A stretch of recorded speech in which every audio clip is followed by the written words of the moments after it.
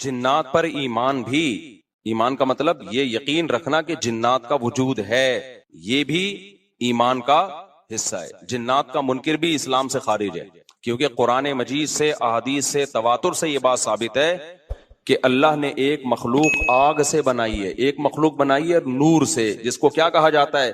فرشتہ۔ میری انقریب شادی ہونے والی ہے، مجھے زوجہ سے قربت کا سنت طریقہ بتا دیں۔ یہ سوال حیا کے خلاف ہے، اور میں حیا کے خلاف سوالات نہ پڑھتا ہوں نہ اس کے جواب دیتا ہوں، لیکن چونکہ یہ سوال بہت زیادہ لوگ پوچھتے ہیں تو میں نے ہمت کر کے آج یہ پڑھ لیا ہے، اور اس میں لوگ غلط گائیڈ بھی کر رہے ہیں، تو اس لیے میں اس کا جواب دے رہا ہوں کہ اسلام میں کوئی خاص طریقہ نہیں ہے اس کا، اس پہ فالتو کتابیں لوگوں نے لکھی ہوئی ہیں، پتہ نہیں کیا کیا، وہ ایسے ہی لوگوں کی آ رہا ہے۔ تو یہ چیز نیچرل ہے، جیسے کوئی پوچھے کھانا کھانے کا طریقہ کیا ہے، تو بھائی منہ میں نوالا ڈال کے چباؤ، نگل لو، خود بخود فطرت سکھاتی ہے انسان کو، تو ایسی زوجہ کے قریب فطرت خود سکھا دیتی ہے۔ ہاں، شریعت نے جس طریقے کو حرام قرار دیا ہے وہ سب کو معلوم ہے کہ جو ہے وہ اللہ تعالیٰ نے جو بدکار لوگ جس طرح سے کرتے ہیں، جو لڑکوں سے بدفعلی کرنے والے لوگ ہیں، وہ طریقہ حرام ہے۔ تو باقی اللہ تعالیٰ نے میاں بیوی کا معاملہ رکھا ہے، ایک دوسرے کا لباس ہے، تو کمرے کی باتیں ہیں وہ جیسے چاہیں مناسب سمجھیں، وہ ان کا اپنا ذاتی عمل ہے، اس کا کوئی خاص طریقہ نہیں ہے، اور یہ نیچر انسان کو خود سکھاتی ہے، نہ یہ طریقے نہ کسی سے سیکھنے کی ضرورت ہے۔ بعض لوگ تو حد درجے کی بے شرمی کرتے ہیں، وہ شادی سے پہلے جو ہے وہ فحش فلمیں دیکھتے ہیں تاکہ ہمیں طریقہ آ جائے، یہ انتہائی درجے کی بےہودگی ہے، انتہائی درجے کی ایک لعنتی عمل ہے یہ۔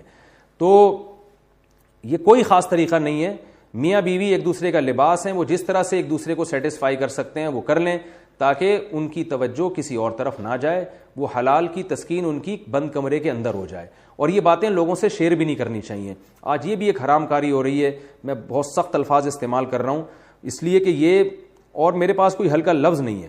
وہ کیا ہوتا ہے کہ مرد اپنی زوجہ سے ہم بستری کر کے اس کے راز دوستوں کے سامنے فاش کر رہا ہوتا ہے، میں نے ایسے کیا، میں نے ایسے کیا، لڑکیاں بتا رہی ہوتی ہیں اپنی فرینڈز کو کہ میرے شوہر نے میرے ساتھ ایسے کیا۔ یہ بہت لعنتی عمل ہے۔ آپ صلی اللہ علیہ وسلم نے فرمایا جو عورت اپنے شوہر کے راز یا شوہر بیوی کے راز فاش کرتا ہے اس پر لعنت ہے، حدیث کا مفہوم ہے یہ۔ تو یہ بند کمرے کی میاں بیوی کی باتیں، جس طرح سے وہ ایک دوسرے کو سیٹسفائی کر سکتے ہیں وہ کریں، ایک دوسرے کے لیے وہ حلال ہیں، اور بس وہ طریقہ جو لڑکوں سے بدفعلی والا طریقہ ہے وہ طریقہ اسلام میں حرام ہے۔ اور اسی طرح اورل سیکس پہ بھی میں ایک کلپ ریکارڈ کروا چکا ہوں، وہ بھی سن لیا جائے، یا علماء کی جو اس بارے میں رائے ہے وہ دیکھ لی جائے۔ تو اس کے علاوہ جو بھی ہے میاں بیوی ایک دوسرے کے لیے اللہ نے حلال کیے، کوئی خاص طریقہ نہیں ہے، اور یہ حیا کی باتیں، ان کو بند کمرے کے اندر ہی رہنا چاہیے ان چیزوں کو۔ اور اس کے لیے جو فحش فلمیں دیکھی جا رہی ہیں یہ بہت غلط حرکت ہے، اور اس کو نا ایک ایجوکیشن کا نام دے دیا گیا اس زمانے میں، اور سیکس کی تعلیم کے نام سے بچوں کو پڑھایا جا رہا ہے اسکول میں، یہ سب بےہودگی ہے۔ لاکھوں سال سے انسان دنیا میں زندہ ہے، تو کیا اس کو یہ پتہ ہی نہیں تھا، اور یہ ساری 6 ارب انسان ایسے ہی بغیر تعلیم کے پیدا ہو گئے ہیں کیا؟ تو یہ تو چیزیں نیچر خود سکھا دیتی ہے انسان کو کہ کیا کرنا ہے، کیسے کرنا ہے، اس میں کوئی اسکول کالج میں پڑھنے کی ضرورت نہیں ہے۔ ہاں، شرعی احکام اس کے 2-4 ہیں، وہ علماء بتاتے رہتے ہیں، وہ کتابوں میں لکھے ہوئے ہیں کہ کون سا راستہ حرام ہے اور کون سے راستے میں آنا جائز ہے۔ تو اس لیے میں نے بہت ہی دل پہ پتھر رکھ کے آج اس کلپ کو ریکارڈ کروایا ہے، تاکہ لوگ اس بارے میں غلط طرف نہ جائیں اور ایک چیز کو ایک بہت بڑا ایشو نہ بنا لیں لوگ، اس کو مجبور کر کے پھر اپنے ساتھ اس سے نکاح کرتی ہے، لیکن پھر وہ اس کے حالات بہت اس بندے کے خطرناک ہوتے ہیں، وہ بیچارہ ہڈیوں کا ڈھانچہ بن کے بالآخر انا للہ و انا الیہ راجعون۔ میں نے ایسے لوگ دیکھے ہیں جن پہ جنی عاشق تھی۔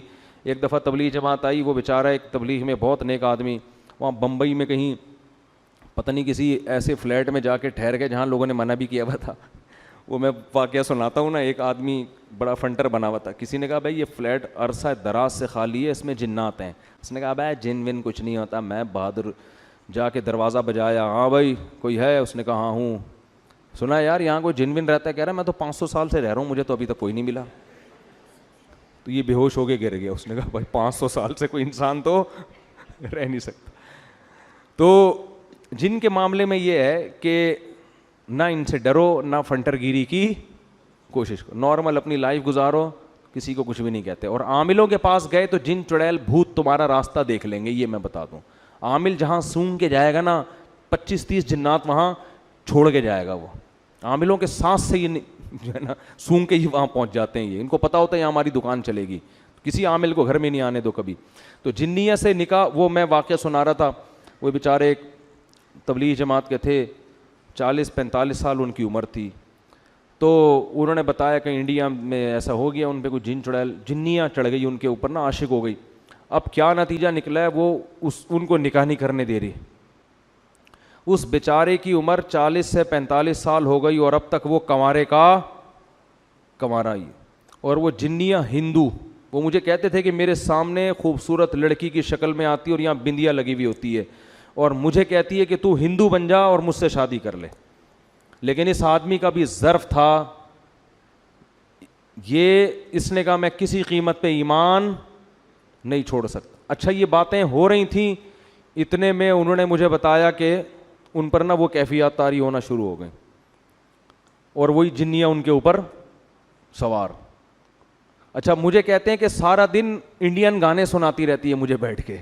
صحیح ہے, سارا دن کیا کرتی ہے, انڈین گانے سناتی رہتی ہے.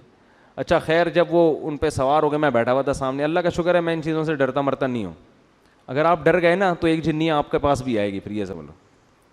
تو مجھے اشارہ انہوں نے کیا کہ میری انگلی پکڑ کے کوئی آیتیں پڑھے, تو میں نے دم بم کیا, وہ تھوڑی دیر میں ٹھیک ہو گئے. تو یہ ہوتا ہے, لیکن اس کا نقصان یہ ہوا کہ بیچارے کہیں نکاح نہیں کر سکے اور وہ کمزور ہو کے نا بیچاروں کی ہڈیاں نکل گئیں. لیکن آپ لوگ ڈریں نہیں, میں ایسے واقعات بہت کم سناتا ہوں, اس لیے کہ لوگ پہلے ہی اتنے خوف زدہ ہیں کہ یار اچھا وہ جو اس دن قبرستان میں بندیاں نظر آئی تھی وہ بھی کوئی دبئی بمبئی کی آئی ہوئی جنیاں یا چڑیل تھی. کچھ بھی نہیں ہے, آپ کا دماغی تخیل ہوتا ہے زیادہ تر.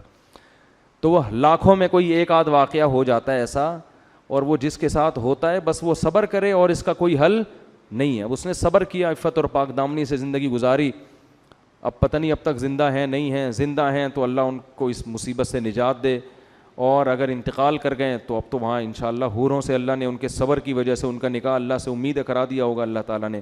لیکن ان چیزوں کا علاج صبر کے علاوہ کچھ بھی نہیں. جو احادیث میں دعائیں آتی ہیں ان کو پڑھنا چاہیے, سورہ فلق, سورہ ناس ہے, اور بسم اللہ الذی لا یضر مع اسمہ شیء فی الارض ولا فی السماء, یہ پہلے سے ہی اہتمام کرنا چاہیے ان چیزوں کا, تاکہ اس قسم کی چڑیلیں مسلط نہ ہو آپ کے اوپر.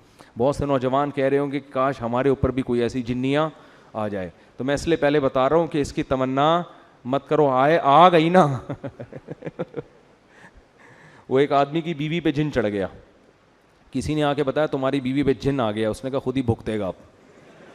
اس نے کہا تو جب انسان کا یہ حال ہے, بیوی جب انسان کی شکل میں ہو تو یہ حال ہے, جنیاں ہوگی تو کیا ہوگا آپ خود سوچو یار.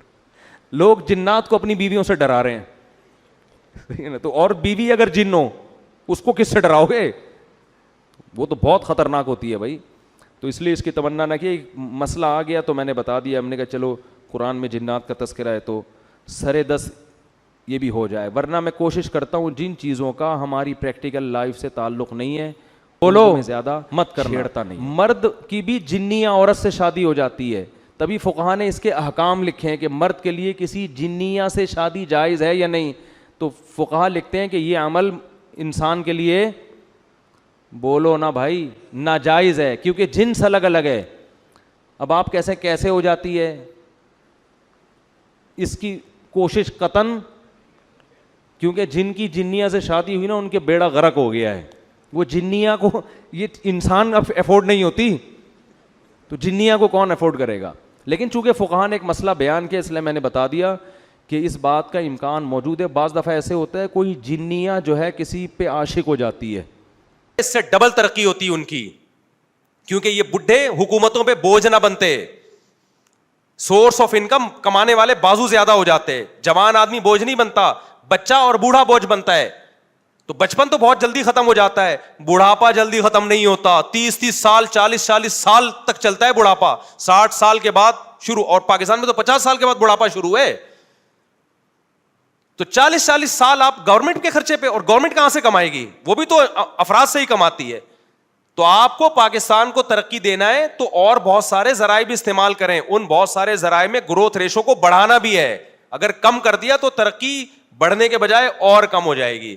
ابھی بھی سمجھ میں نہیں آیا تو پھر بڑھاپے میں یہ باتیں سمجھ میں آ جائیں گی. کسی نے کہا پیسہ کماؤ بڑھاپے میں نوکر رکھ لو. اول تو یہ بات غلط ہے, نوکر تمہارا کیا محبت تھوڑی دے گا, وہ تو تنخواہ کے لیے ہے. لیکن سوال پیدا ہوتا ہے نوکر بڑھاپے میں کیا کرے گا پھر, نہیں یہ بات. آپ نے بڑھاپے کے لیے نوکر رکھ لیا, آپ تو کہہ رہے ہیں 2 بچے ہی اچھے, یہ تو سب کو ترغیب دے رہے ہیں نا, تو نوکر بڑھاپے میں کیا کرے گا, وہ کس کو رکھے گا, وہ بھی نوکر رکھے گا, اس کا مطلب وہ خود سیٹ ہے, وہ سیٹ ہوتا تو تمہارا نوکر کیوں ہوتا پھر وہ. ایسے ہی ٹھیک ہے بھائی, جیسے چل رہے ہو نا ایسے چلتے رہو آپ, بچے 2 ہی اچھے. خلاصہ یہی نکلا کہ بچے کیا ہیں, 2 ہی اچھے. تو اپنی لائف کو برباد کر لو میرے بھائی. ہم تو اللہ کا شکر ہے ہمارے اولادیں ہو گئیں, آپ نے میرے چہرے پہ کبھی غم کے آثار نہیں. لوگ کہتے ہیں موسیٰ کا پیسہ آ رہا ہے, ابے بھائی ہمارے پاس تو اب تھوڑے مالی حالات اچھے ہوئے ہیں یہ 1 آدھ سال میں, ہم تو ممبر پہ اسی طرح پہلے سے بھی خوش ہیں, اب بھی خوش ہیں, اپنے اعمال کی وجہ سے نہیں, میں بڑی دعوے نہیں کر رہا, بچوں کی وجہ سے, بیگموں کی وجہ سے. ہم نیچر سے بغاوت نہیں کرتے. سمجھتے ہو کہ نہیں سمجھتے ہو؟ اللہ خوشی رکھے آپ لوگ کی کہیں نظر نہ لگ جائے. بعض دفعہ جب بھی کوئی تعریف کی بات کی ہے نا, کوئی نہ کوئی ٹینشن آئی ہے مجھے, جب بھی میں نے ممبر پہ کوئی کہا ہے نا یوں, تو کچھ نہ کوئی ٹینشن, کوئی نظر لگا کے جاتا ہے کم وقت. تو یہ میں خوش نہیں ہوں میرے بھائی, میرے تو بدعمالی ہیں, اللہ نے ستاری کا معاملہ کیا ہوا ہے. اگر اور ہم نیک ہوتے تو شاید بہت ہی اچھے ہوتے, یہ بھی نہ سمجھیں کہ ہم کو برے آدمی ہیں. لیکن اتنی بات ضرور ہے, اللہ نے مولویوں کو خوش اس لیے رکھا ہے کہ وہ نیچر سے بغاوت نہیں کرتے. وقت پہ شادیاں بھی ہوتی ہیں, دبا کے بچے بھی ہوتے ہیں, بچوں کی خوشیاں ملتی ہیں. 1 آدھ آڑا ترچا تو ہر گھر میں ہوتا ہے. لوگ مثالیں دیتے ہیں, وہ دیکھو فلاں کا بچہ کتنی بڑی ٹینشن بنا. ابے 1 آدھ آڑی ترچی چیزیں ہر گھر میں وہ نظر بس سے بچانے کے لیے ہوتی ہیں. ٹھیک ہے نا. ہمارے حضرت مفتی رشید احمد صاحب رحمہ اللہ کی صحت بہت خاندانی تھی, 80 سال کے قریب پہنچ گئے تھے, لیکن کوئی بیماری نہیں تھی. اور حضرت کے والد صاحب نے, جو میرے شیخ تھے نا, ان کے والد صاحب نے 90 سال کی عمر میں دوسری شادی کی ہے. میں نے پہلے بتایا تھا 80 سال میں, بعد میں تحقیق ہوئی 80 نہیں 90 سال میں, اور ان کے اولاد بھی ہوئی. ٹینشن والے آدمی کو ایسا ہو سکتا ہے؟ 90 سال میں دوسری شادی اور پھر اولاد بھی ہوئی ہے. سمجھتا رہنے دو, تم لوگ افورڈ نہیں کر سکتے, میں معذرت چاہتا ہوں, ٹھیک ہے نا. یہ کیوں ہے؟ یہ آپ کو ملے گا اور بہت سارے لوگوں میں ملے گی یہ چیز, صرف اس لیے کہ وہ مولوی نیچر سے بغاوت, جو صحیح مولوی ہوگا, اور انگریز نیچر سے باغی ہے. انگریز کیا ہے؟ نیچر سے باغی, وہ فطرت پہ نہیں ہے میرے بھائی. تو آپ جب فطرت سے ہٹو گے نا تو برباد ہو جاؤ گے آپ. تو 90 سال میں, تو ہمارے حضرت کی بھی صحت بہت ٹائٹ تھی. حضرت 80 سال میں فرمایا کرتے تھے میں بالکل جوان ہوں, مطلب یہ تھا میری شادی ہوگی, بچہ پیدا ہوگا. یہ صاف لفظوں میں نہیں کہتے تھے, لیکن ویسے بتاتے تھے کہ میں بالکل ینگ ہوں, کیونکہ حضرت کے لیے رشتے آتے تھے 80 سال کی عمر میں بھی, تو حضرت انکار کر دیتے تھے. حضرت کی رائے یہ تھی کہ دوسری شادی نہیں کرنی چاہیے, ان کی ایک ذاتی رائے تھی, تو وہ نجی ایک طور پہ انہوں نے غور کیا تھا نا, اوور آل تو ان کے اس پہ تحقیق ہی نہیں کی انہوں نے. تو ان کا یہ تھا کہ میں اگر دوسری کروں گا تو میں دین کے کام کر رہوں گا نہیں, ورنہ یعنی رشتے آتے تھے ریجیکٹ کر دیتے تھے نا. تو کسی نے کہا کہ حضرت شاید عمر زیادہ ہو گئی ہے حضرت کی. فرمایا ایسا بالکل بھی نہیں ہے, میں بالکل جوان ہوں, میں جو رشتوں کا انکار کر رہا ہوں اس لیے کہ میں دین کا کام کر رہا ہوں, تو میں پھر اس کاموں سے رہ جاؤں گا. لیکن ہماری رائے یہ ہے کہ بھائی علماء نہیں کریں گے تو عوام کیسے کرے گی, یہ بھی ایک دین ہی کا کام ہے, عوام کو پروموٹ کرنا, عوام کو اس میں موٹیویٹ کرنا. تو اب کیا تھا, اتنی ٹائٹ صحت تھی, لیکن حضرت کو ایک بیماری تھی, کبھی کبھار حضرت کی باڈی میں ہلکا ہلکا درد ہوتا تھا جو 2-2 3-3 دن چلتا تھا. حضرت فرمایا کرتے تھے, ہومیوپیتھک ڈاکٹر بھی تھے مفتی رشید احمد صاحب رحمہ اللہ, فرماتے تھے میرے پاس اس کا علاج ہے, میں وہ میڈیسن کھاؤں یہ درد ٹھیک ہو جائے گا, لیکن میں ہونے دیتا ہوں. اس لیے ہونے دیتا ہوں کہ بالکل بھی کوئی بیماری نہیں ہے تو تھوڑا سا تو کچھ ہونا. نہیں آئی بات, تھوڑا سا چلو یار, اب یہ کیا ہر چیز میں دوا لو, یہ ہو رہا ہے آج کل. دیکھو نا, چھینک آئی خان ہاسپٹل میں ٹیسٹ کے لیے چلے گئے, ذرا سا کچھ یوں ہوا تو فلانے چلے گئے, یہ کر لیا, ذرا سی باتوں پہ پاگل ہو جاتے ہیں. وہ بھائی کچھ تھوڑا بہت چلتے رہنے دو, زندگی پورا سکون جنت کے علاوہ کہیں بھی نہیں ملے گا. بیگم پوری سیدھی ہو ہی نہیں سکتی, تھوڑا بہت آڑی ترشی رہے گی, اور آپ بھی پورے سیدھے, عورتوں کو بھی میں کہتا ہوں میاں پورا سیدھا نہیں ملے گا تمہیں. جتنے میاں مارکیٹ میں آ رہے ہیں تھوڑے بہت آڑے ترشے ہیں. نان نفقہ پورا دے رہا ہوگا تو اخلاق کا صحیح نہیں ہوگا, اخلاق اچھے ہوں گے تو کنجوس ہوگا. بیگم کہتی ہے میرے سے بات تو بہت تمیز سے کرتے ہیں, پیسے نہیں دیتے کبھی بھی, اور جو پیسے دے رہا ہوگا بات تمیز سے نہیں کرتا. بات بھی تمیز سے کر رہا ہے, بیوی کو عزت بھی دے رہا ہے, پیسہ بھی دے رہا ہے, لڑکیوں کے چکر میں پڑا ہوا ہوگا. کیونکہ پھر اخلاق سب سے ہی اس کے بہت اچھے ہیں, بیگم سے بھی اچھے ہیں, انٹیوں سے بھی. عورت کو یہ تکلیف ہوگی. پورا سیدھا بھائی دنیا میں کوئی بھی نہیں ہوتا. ایک خاتون نے تو بتایا میرا میاں بہت اچھا ہے, میلا بہت ہے, گندا ہے, نہاتا نہیں ہے. آ رہی ہے بات سمجھ میں؟ تو دنیا میں کوئی نہیں صحیح ہو سکتا پورا. تو تھوڑے بہت غم تو ہر ایک کے ساتھ کیا ہوں گے بھائی, چلیں گے. تو ہمارے اس کی بات بڑی پیاری تھی, میں بڑا سیکھنے کو ملا. فرمایا تھوڑا سا مجھے نا وہ درد ہوتا ہے, میں کہتا ہوں جانے دو یار, ٹھیک نہیں کیا, سمجھتے ہو.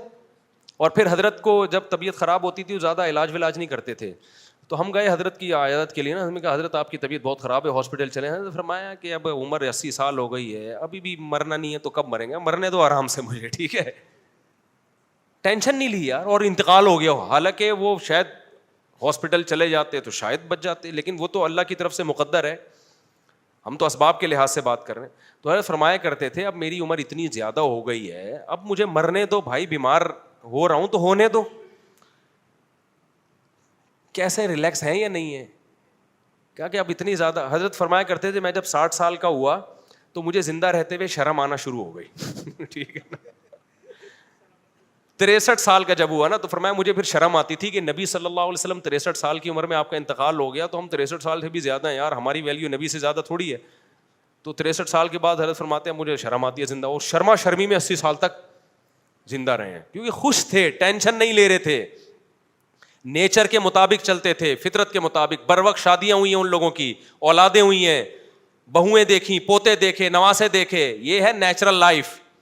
اگر آپ اس لائف سے دور ہٹ گئے تو چند دنوں کے مزے ہیں لڑکیوں سے دوستیوں کے, اس کے بعد یہ ایسے انگارے ہیں نا, ایسے انگارے ہیں جو تمہیں ایسی ٹینشن دے گا نا. دیکھو جوانی کی مستیاں بہت جلدی ختم ہوتی ہیں, بہت جلدی, ٹائم نہیں لگتا.